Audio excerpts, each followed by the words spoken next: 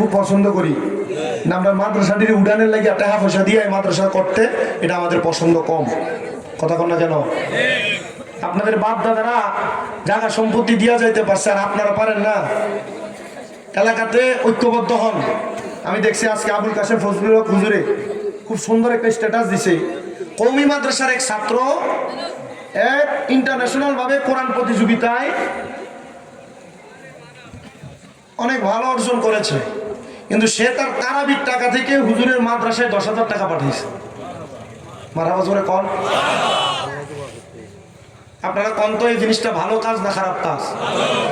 এই মাদ্রাসাটা কি সোনাইমুড়িতে হইতেছে? আবুল কাশেম ফজলুল হক হুজুর যে করে সাতবাড়ি কাছে নাই দিকে। আচ্ছা, এই মাদ্রাসায় যদি বাতেশ্বর থেকে টেহা পাঠান সব হইতো না? হ্যাঁ, এই মাদ্রাসায় যদি বাতেশ্বর থেকে টাকা পাঠান সব হইতো না? আপনারা বলেন সব হবে?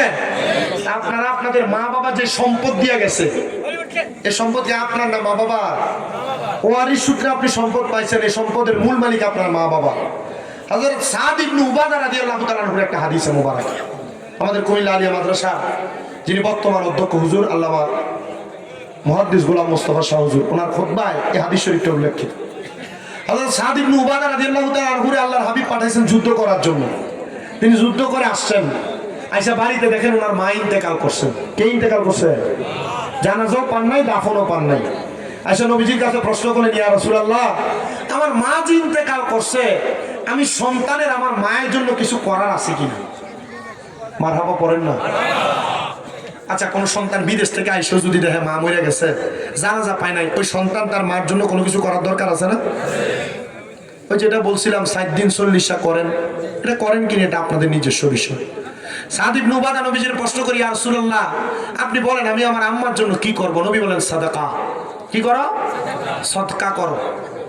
তখন সাদ ইবনে উবাদা বলি, ইয়া রাসূলুল্লাহ, আপনি সাক্ষী থাকেন, আপনাকে সাক্ষী রেখে আমার একটা খেজুরের বাগান আছে যেটার নাম মিখওয়াদা, এই খেজুরের বাগানটা আমি আমার আম্মার জন্য সদকা করে দিলাম আল্লাহর ওয়াস্তে।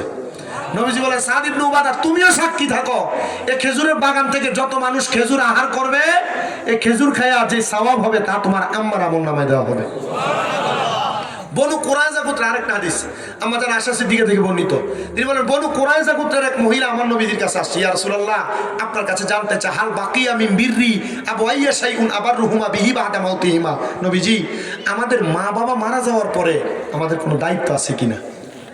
আম্মা জান আয়েশা সিদ্দিকা বলেন, আমি দেখলাম নবীজির রওজায়ে আতহার মদিনাতুল মুনাওয়ারা যে রওজা, রওজা মুবারক এবং মিম্বর, এই দুইটার মাঝখানে 3টা গাছ আছে। কয়টা গাছ? 3টা গাছ। দেখবেন মোটা মোটা 3টা ফিলার।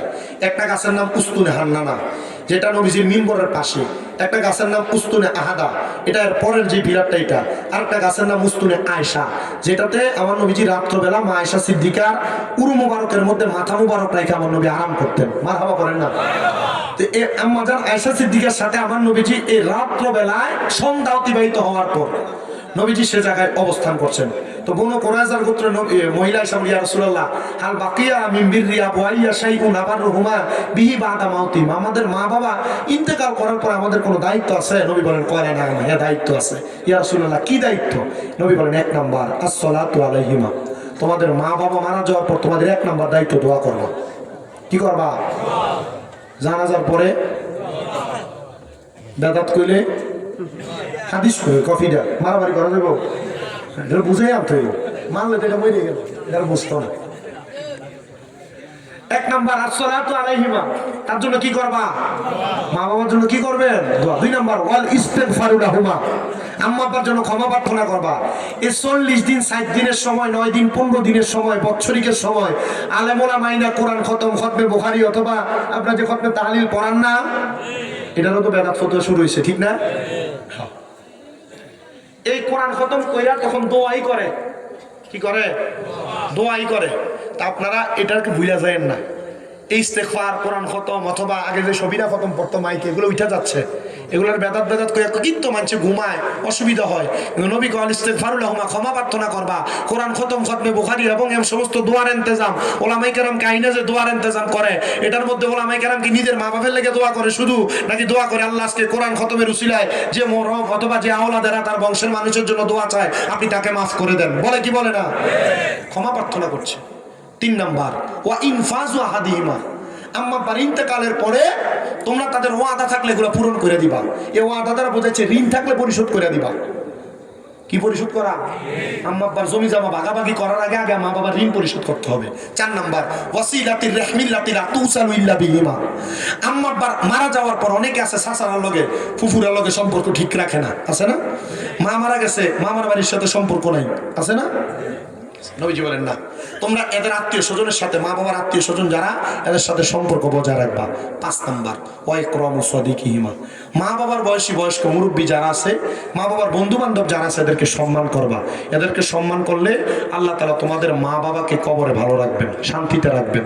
মা বাবা ইন্তেকাল করার পর আমাদের 5টা দায়িত্ব: দোয়া করা, ক্ষমা প্রার্থনা করা, ঋণ থাকলে পরিশোধ করা, মা বাবার আত্মীয়ের সাথে সম্পর্ক রাখা। 5 নাম্বার মা বাবার বয়সী মুরব্বীদের সাথে সম্পর্ক রাখা। পড়েন, এগুলো আমরা আদায় করবো তো ইনশাআল্লাহ। সাদ ইবনে উবাদা মায়ের পক্ষ থেকে ওনার খেজুরের বাগান দান করছে, পরের দিন স্বপ্ন দেখছেন ওনার মা ওনার মাথায় হাত বুলিয়ে দিচ্ছেন। সাদ ইবনে উবাদা বলে, আম্মা জান এত সুন্দর জায়গা আর এত সুন্দর পোশাক কিভাবে পাইলেন? বলে, তুমি যে আমি মায়ের জন্য মিখওয়াদা নামক খেজুরের বাগান দান করছো, আল্লাহ সেটার বিনিময়ে আমাকে জান্নাত দিয়েছে।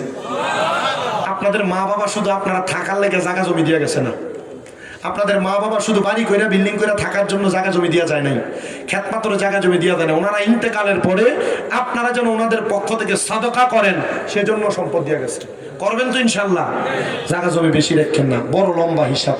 আর কখনো আসলে এই লম্বা হিসাব হাসরের ময়দানের কথা আপনাদেরকে বলবো। আজকে শুধু সাখরাতুল মাউতের বিছানায় একটা বেঈমান বান্দার কি অবস্থা হয় সেটা বলবো, বলে দিয়ে গেলাম ইনশাল্লাহ। আল্লাহ তাআলা আমি যা বলছি আমাকে আমল করার, আপনারা যারা শ্রোতা শুনেছেন আপনাদেরকে আমল করার তৌফিক দান করুন। দোয়া করবেন।